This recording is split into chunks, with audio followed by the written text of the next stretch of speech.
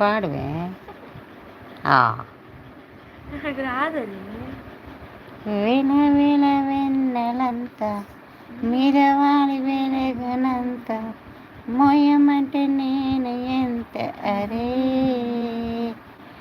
గుండె ఉన్న దేహమంత ఉన్నదంత మహాయి నింపి గాలినంత మోయమంటే నేను ఎంత రే కలువరెన్నో పుస్తకాలు ఆశలని అక్షరాలు చూపులోని అర్థమయ్యే అన్ని మాటలు అంతే.